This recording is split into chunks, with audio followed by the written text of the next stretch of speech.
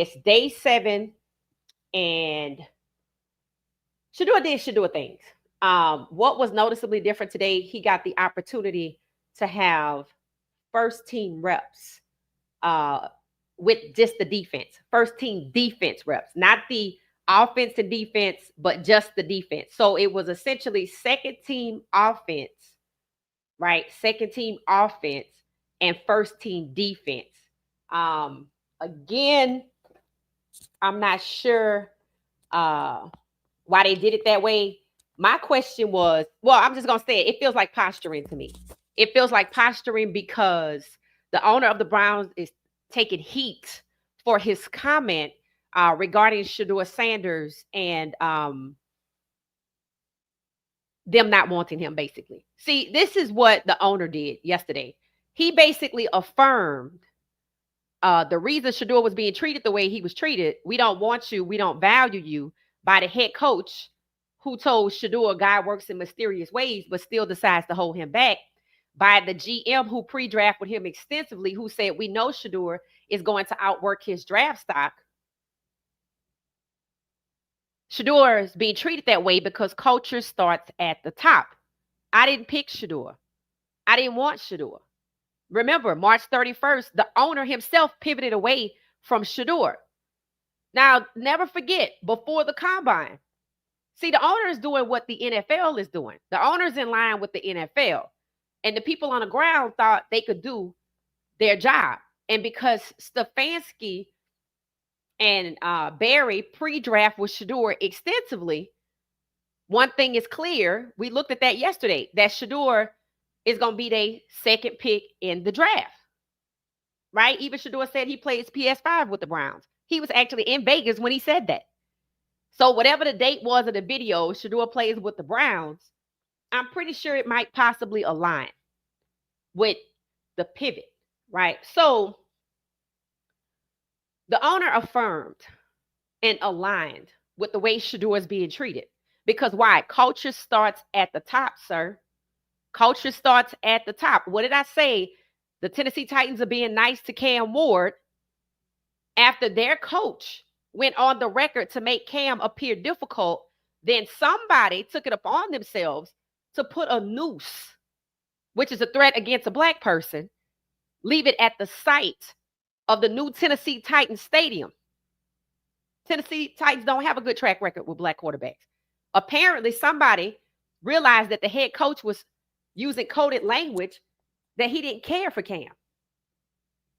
So, just like the prank against Shedeur, people who knew that Cam was not welcome decided to take it upon themselves and try to humiliate Cam by putting the noose at the site of the Tennessee Titans stadium. And now they're being nice to Shedeur. Now nice to Cam. Now they're being nice to Cam. You hear them talking about Cam more and more and more, right?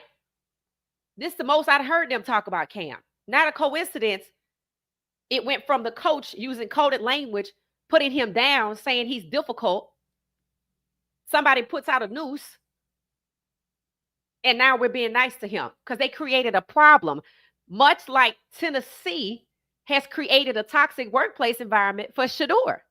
See, people were confused as to why Stefanski was holding back Shedeur, because what did the owner tell you? Stefanski deals out the reps right after I tell him, I need you to hold Shedeur back. Remember, he was taken off the board, so we can't let him get to the front of the line. We locked him out of the first round for a reason. So essentially, Stefanski and Barry were being good little boys and following the culture set by the owner with the lack of support.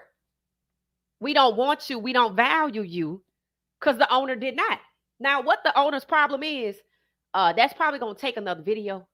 But I'm going to just go ahead out on a limb and say it's probably the same problem that the New York Giants have. When the New York Giants got Russell Wilson, they were not expecting him to be their starting quarterback.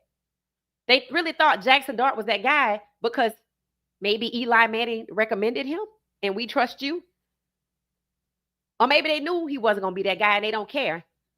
And they're going to let Russ work hard to deliver a winning season, and they're going to hand it and turn it over to dart and he just gonna blow it up.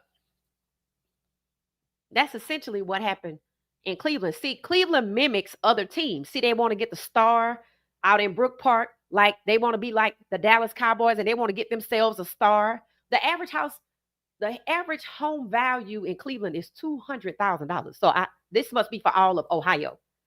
This must be for all of Ohio, because you're gonna need all of Ohio. If the average median home value is $200,000. So you don't give a damn about those fans, because they can't come out here and spend that money. You moving over there because you trying to get closer to maybe some of that Cincinnati money. I'm assuming they got it, right? And I'm not making fun of anybody's socioeconomic status, but that is why they're getting the hell out of Cleveland. They want what Jerry Jones had. And now they want to behave, or they've been behaving lockstep, not wanting a young black quarterback to lead them to victory. When has it ever happened? And look at how many quarterbacks they have had. The track record is poor with black quarterbacks. Deshaun Kaiser was all kind of workplace negligence, 0 and 15. He even said it. I was getting worse and worse, and they left me out there. Guess who they pitted him against? A black head coach. Remember, there are no black offensive coordinators in the NFL. So it's not hard to believe that when an NFL insider told Mel Kiper Jr. the NFL does not want quarterbacks like Shedeur Sanders now, it's not hard to believe, because they don't want no black head offensive coordinators either, because they have 0. They have 0. It's not hard to believe that the NFL is stacking black quarterbacks on the same team, which means Shedeur Sanders will likely be traded to a team where he could be stacked with a black quarterback. Why he can't go to Minnesota with J.J. McCarthy? Why he can't go to the Rams behind Matt Stafford? Why he can't go to Buffalo behind Josh Allen? Why he can't go to Detroit behind Jared Goff? Or San Francisco behind Brock Purdy? The team that people are saying he should be traded to is the Jets. He will be the 3rd black quarterback with the Jets. The 3rd. So they're going to pit them against each other. But J.J. McCarthy is safe, even though he has 0 ounce, 0 time, 0 seconds of film in the NFL, and they're ready to hand him the keys. But Shedeur can be kicked and mistreated. And a toxic environment is laid out for him, not to thrive, but to doubt himself, to quit, to fail. Y'all heard that? Lord ain't playing. That was an amen. Did y'all see that lightning strike? So, fans already trade Shedeur Sanders now. The media trade him to the Jets. I heard Riddick say that bloggers and podcasters, I'm going to go with me also, in addition to the others, were talking about this.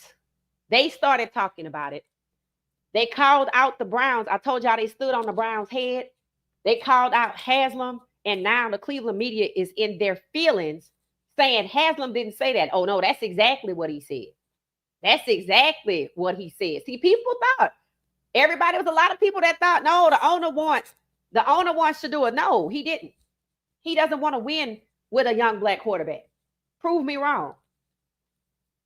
Prove me wrong, because they all seem to be set up to fail from the ones that I know about. PJ Walker won 2 games in a row in 2023. And what did they do? They rotated to a different quarterback. Deshaun Watson started the 2023 season off 2-0. Game 3, they switched quarterbacks. It's called weaponizing instability. Shedeur need to get the hell out of Cleveland.